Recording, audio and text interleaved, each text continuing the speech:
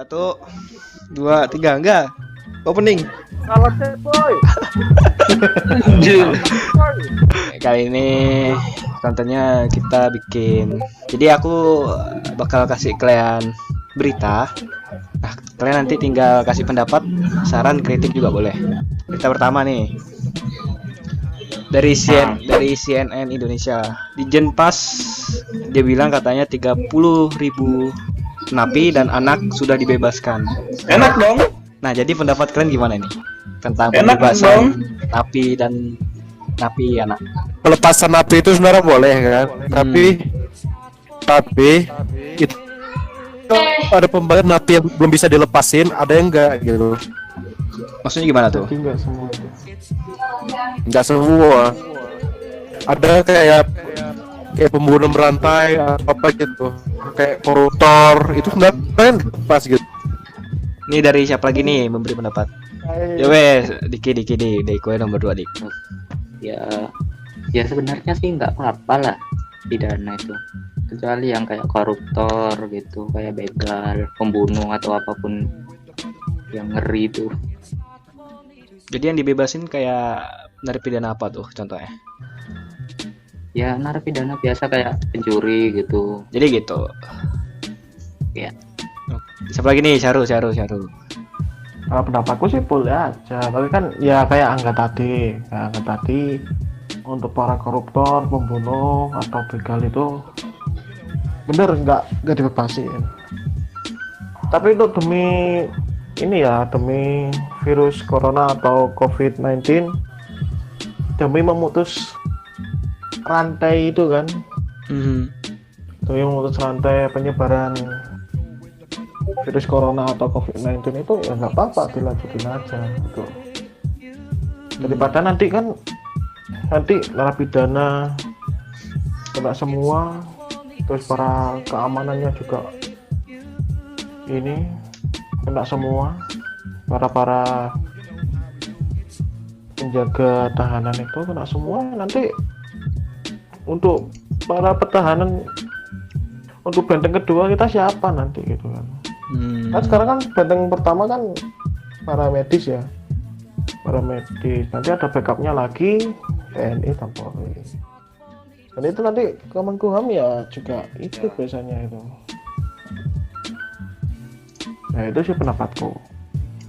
Bapak Lovian, Kan judulnya kan demi memutus rantai makanan,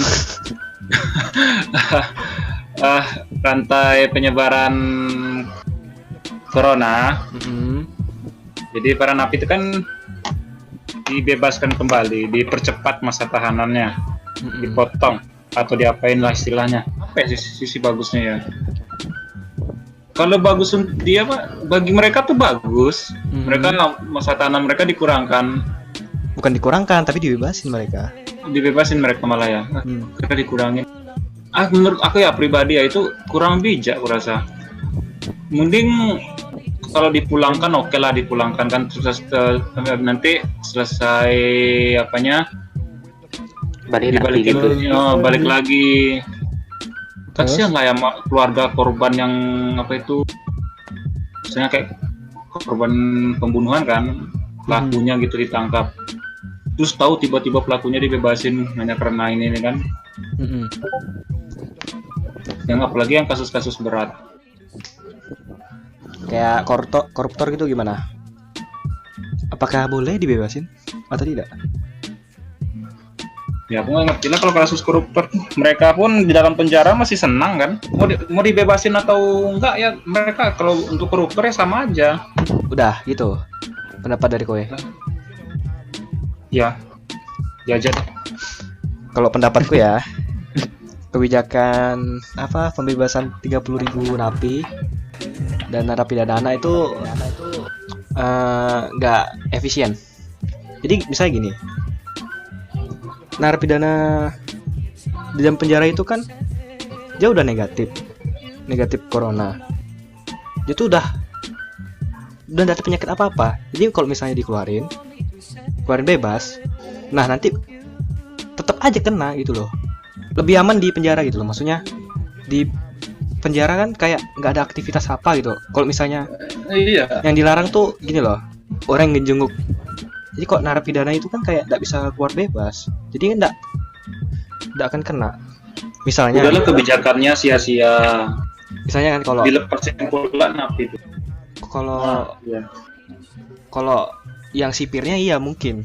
Menurutku ini apa ya? Ya benar katamu Yar. Kayaknya kan judulnya kan demi apa tuh? Apa tadi? Memutuskan rantai penyebaran COVID. kan. COVID. Heeh. Nah, dibebaskan nanti yang malah mempercepat perluasannya nanti. Lebih baik di penjara, aman. Iya, seharusnya lebih baik di penjara. Daripada bikin kebijakan kayak gini, mending penjara, ditingkatin aja fasilitasnya. Ingat nggak apa tujuan penjara? Apa tuh penjara tuh sebenarnya? Kan kasih efek jerah. Kalau ditingkatin fasilitas ya percuma, orang malah senang. Yang ada penjahat makin banyak pengen masuk penjara. Aku pun orang yang baik-baik pengen masuk penjara jadinya. Tidur dibangunin, disuruh olahraga, senam, mengaji, sholat. Nah, Kita di rumah nggak sholat, nggak ngaji. Coli. Kalau ditingkatin fasilitasnya ya, yang ada orang pun pengen masuk penjara. Orang baik-baik pun pengen masuk penjara. Dari suara.com. Ojol dilarang angkut penumpang saat PSBB Jakarta. Dari Bapak Angga dulu. Bapak Sebenarnya Angga. betul. Sebenarnya betul. Tapi sebenarnya ada antisipasinya juga. Kalau seandainya ojol itu dilarang mengojek atau ngambil orderan, Mhm. tidaknya ada dari pemerintah itu ngasih fasilitas buat makanan kah, duit atau sembako. Jadi untuk keluarga dia bisa tercukupi gitu. Jadi nggak sembarangan kayak matikan gitu. Kayak orang-orang yang menengah ke bawah jadi kesusahan, susah. Sementara pemerintah nggak memfasilitasi keuangan gitu. Jadi kurang efektif ya kebijakannya. Nggak efek. Ya, Karena merugikan. masyarakat ke bawah, menengah ke bawah gitu. Itulah rezeki di jalan gitu kan. Mbak Diki. Dek, pulpen tadi mana, Dek? dari pulpen. Ya, nggak efektif sih kalau nggak ngebolehin narik gitu. Ya kan, kalau itu satu-satunya mata pencaharian mereka kan, terus mereka kerja apa gitu. Seenggaknya GoFood kan banyak toko yang udah tutup. Terus apa itu, orderan juga jarang lah. Jadi apa? Efektif atau tidak? Ya tidak sih. Tidak. Soalnya orderan juga nggak selalu rame kan. Kalau apalagi pandemi gini. Lovian gimana pendapatmu? Nah, aku Mhm. kan jadi gini. Yang PT Bank BNI itu nyemprot ke desa salah berita, woi. Udah berubah, Bagus, efek. Udah beda. Astaga, ini orang kemana aja? Sumpah demi apapun. Jadi kalau efektif enggaknya, aku bilang enggak, aku rasa. Soalnya ojek online itu kan udah kayak apa ya? Kurir itu udah jadi kebutuhan jatuhnya kan? Iya. Jasa. Kebutuhan. Karena zaman sekarang serba online kan, jasa kurir dibutuhkan terus. Iya. Jadi kalau tiba-tiba aja ada kebijakan ojol kurir online diberhentikan, jadi yang bisnis online orang kan nggak jalan, kasian juga. Tapi kalau dilihat sisi lainnya kan demi apa juga, mengatasi corona. Saran kue gimana? Saranku, Atau seperti Angga beri saran pemerintah harus ngasih sembako yang untuk enggak perlu bagiku. enggak apa? Jadi apa saran? Menurutku ya sama-sama paham aja lah kan. Yang punya bisnis online ya mereka ada bisnis kan, jasa kurir. Tapi pemerintah kan Berhentikan masa kerja mereka lah untuk sementara. Ya itu sama-sama paham aja. Ya kalaupun bisnis sekarang mati, nggak kerja, kalau badan kita sehat, mungkin di lain waktu kita bisa mulai lagi. Oke, jadi gitu pendapat dari kue. Yo. Oke, sekarang dari Bapak Syahrul gimana? Untuk tukang ojek di sini masih banyak sih, Kang ojek itu banyak mas ya, banyak yang antar jemput lah, antar makanan lah. Tapi kan ini di sini, untuk di Jakarta gimana? Kemarin kan aku dengar aspirasi dari Gojek ya, dari Indonesia Aerials Cup di TV One. Oh ada. Kan ada relawan itu. Oh, ada. Dia memang mau. Mereka itu mau berdiam diri di rumah, mau. Mereka mau menaati peraturannya. Tapi asalkan kalau mereka mau karantina sendiri di rumah, terus susu anaknya, bahan-bahan pokok, listrik, kebutuhan hidup itulah. kebutuhan itu harus terpenuhi kalau mau dia. Kan kemarin kan cuma 14 hari karantina. Jadi pemerintah harus ikut andil dalam pemberhentian Gojek, kayak memberi. Iya harus. Ya harus memang. Jadi kayak beri sembako, terus kasih kayak reward untuk semasa libur gitu. Ya Iya. itu gunanya pemerintah.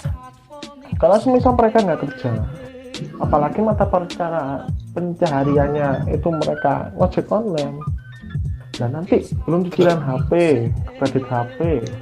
Jadi kurang efektif ya.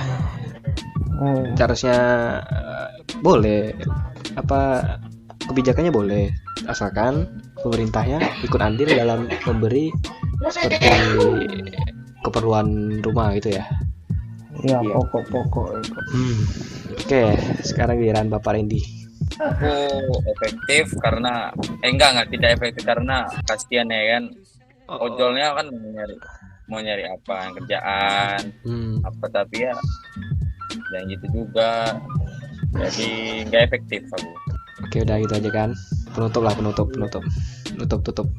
Jadi pesan nih, kalau semisal kita salah, kami mohon maaf ya. Salah kata untuk semuanya, kami mohon maaf. Ini cuma aspirasi kita, ini cuma pendapat dari kita. Pendapat. Nanti ada orang-orang ya pro dan kontra, mungkin netizen-netizen yang lainnya juga. Apa Jadi ini? kalau kami salah, ya karena nanti kami salah, jadi mohon dimaafkan. Terus kasih yang benar nanti di kolom komentar. Kalau Nanti nanti disampaikan ke Tiar Aditya nanti. Tapi yang diomongin sama Tiar tuh bener semuanya tuh. Dia serius ngomong tadi. Aku percaya sama Tiar, dia serius ngomong. Baru kali ini dia serius. kok melemparkan semua ke aku? Jadi aku percaya. Jadi intinya nanti Baru pertama kali ini dia dengar Tiar serius. Biasanya nggak ada yang serius. Oh. iya. Biasanya goblok dong. Jadi kalau ada salahnya ya mohon maaf, terus tolong dibenerin semuanya. Ya. Perwakilan dari semuanya ini. Pokoknya kalau misalnya Untuk kalian penguasa. mau bergabung di sini, linknya ada di deskripsi, dan kalian ingin memberikan berita, kami semua akan beri pendapat. Oke, penutupan. Enggak? Akhirnya sekian, assalamualaikum Warahmatullahi wabarakatuh. Salam Pancasila. Salam Pancasila! Salam! Salam! Malu. Stay away for too long, don't